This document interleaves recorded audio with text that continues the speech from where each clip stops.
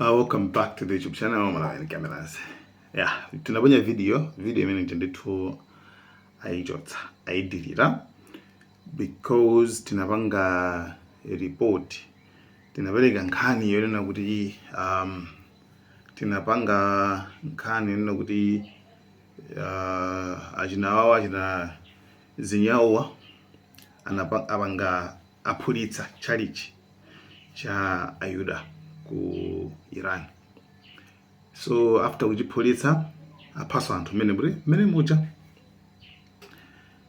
awawa ndi Ayuda aku Iran nthu anavomereza kuti Juda nachonso ndithu chipembedzo chokhazikika and atha kumakhala ngati bwinobwino aliyense amene akufuna kupemphera kutani palibe vuto lililonse.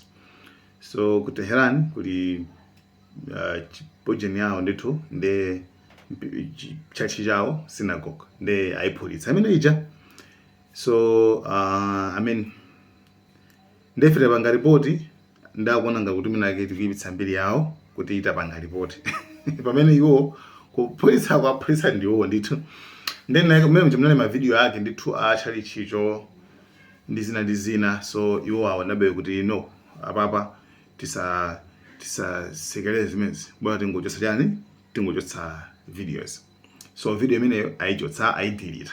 So ndakuganiza kuti bwana tingopanga ina and tisayike so makamaka china chilichonse. So choyambirira tenere vana kuti nthawi imene anayika a Trump kuti 8 p.m. kuti usiku wairoli sinawana yayi kumene koko potengera ndi ku Malawi ku South Africa ndi kuti ndi 10 o'clock madzulo. So usiku 10 o'clock ndi mene nthawi ya deadline ija ingathere imene Trump ayika kuti Iran ipange deal ikapanda kupanga deal ndi kuti tiphwasula china chilichonse like tiononga dziko lonse, you understand, and amakamba amaopseza amene nkhani khuza ndi za nuclear chanchani. So mutakuona zonzoti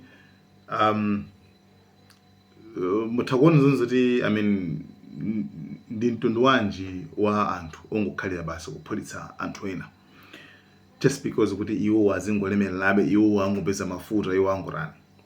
So ndi 10 o'clock.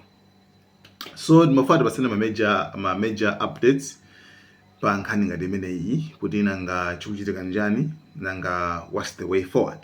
So pamene tikudikirira Trump ndithu atsimikiza ndithu popangaso post so kuti makamaka Iran tibwezeretsa ndithu mbuyo kwenikweni, tiphulitsa ma bridge onse, tiphulitsa ma power plants onse, tiphulitsa ndithu tibwezeretsa like mbuyo mwenemwene. Dziko lili mphonje ngati mmachidziwa chimenecho, dziko lili mphonje. So Iran yayankha kuti chani, Iran yauza kwanu kuti akulu inutu kuopseza kwanuko ndikwaukape ndikwauzopa ndipo ifeyo sikuti tifoti kunyumwa yayi iniyo panganize omwe ngapange komano ifeyo timenyana nanu not kuti kumenyana nanu komano kulimbana kama tiziteteza tokha mpakana magazi athu mwazi wathu mukhetse inuyo mutiphe sema kulapa nikupha iniyo mutiphe komano ifeyo sitiza kunyengererani, sitizakhalanso pansi pa inuyo. So umwe ndi mmene iwo anthu aku Iran ndi mmene akuyankhira. So tinaonesana kale video yapita ija kuti anthu tsopano ayamba akupanga mobilize kwambia president akakhalakhala m'maujenimo mabridgimo machani mosemo kuti akamafuna kuphunzitsamo ndithu aphe onse iwo ngati ndi amazitama kupha. So nkhani imene inalipo ndi yokhuzana ndi makamaka ku chalichi cha Ayudachi. Ndinakamba pano nkhani yokhuzana ndi mu video imene yapita yaditidwayo ndinakamba nkhani yokhuzana ndi magulu azifwamba amene amazitchula kuti magulu ndi achisilamu. Okay, magulu amazitchula ndi achisilamu.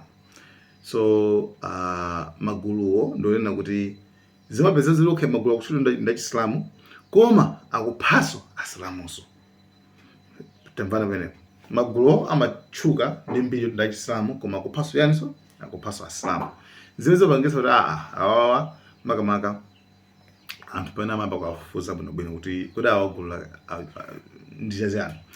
And another thing is, remember nthawi imene ku Iraq amapanga zimene ku Iraq anapeza kuti gulu lija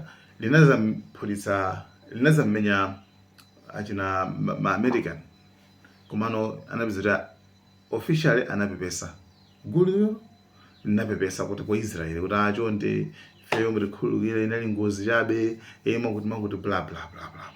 Now pasana maumboni okhudzana ndi magulu amene wawa. So kumene point imene ndimufana kupatsa ndi point ene kuti zitheka bwanji gulu limene likuchita kuti gulu la Islam la chigawenga zitheka bwanji so maphaso Islam. So the same thing tikamba pano kunena kuti gulu la Yuda, right? Gulu la Yuda akuteteza Israel chenchane koma zitheka bwanji kwanza kuti iwo afike ku Iran kena kwa aphunzitsi yani aphunzitsi wa Yuda nzawo. Iteka bani church nditu kujiphulisa church nditu kunali mwambo wa Passover umene ali nawo and anyway tizakambabe nthawi zokhuza ndi Passover imene amenewo komano zitheka bani kuti iwo apite ku Iran akaphulisa zinthu zawo zitheka bani iwo ngati ali Ayuda yeniyeni iwo ngati ali anthu achikhulupiriro. In this way, ndi pachitima kampa kono zoti awawa Sayuda amene waganizirawo tabanga ni check mupange check amene anayambisa izizi ndi movement imene anayambisa Theodore Herzl. Komanso chodabwisa nchino kuti munthu amene anayambisa movement iyi kuti tente yambisa kadziko kathu chenchani ka Israel chodabwisa nchino kuti analiso munthu osakhulupirira za Mulungu samakhulupirira za Mulungu completely kuti iye amene ndi Mulungu kulibe. So zitheka bwanji munthu amene akayambisa dziko ngomatena Ayuda stand kale tilo kumene ndi kumaso kuyambisa dziko lonse kukaphaso anthu samene kuti kwene kuchapa. So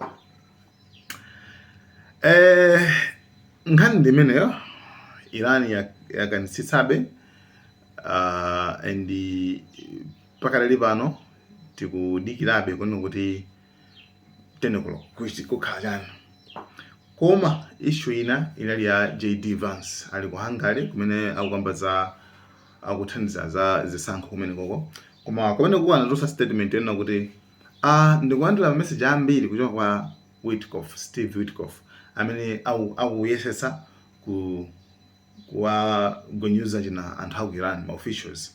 So akundipatsa ma message koma pali hope yene kuti mwina kutheka pakha nkhondo itha kutsika iye amatero pa statement yake JD Vance yo ndeni koma ali ma message osanawerenge message yo so tiona kuti zingakhale bwanji.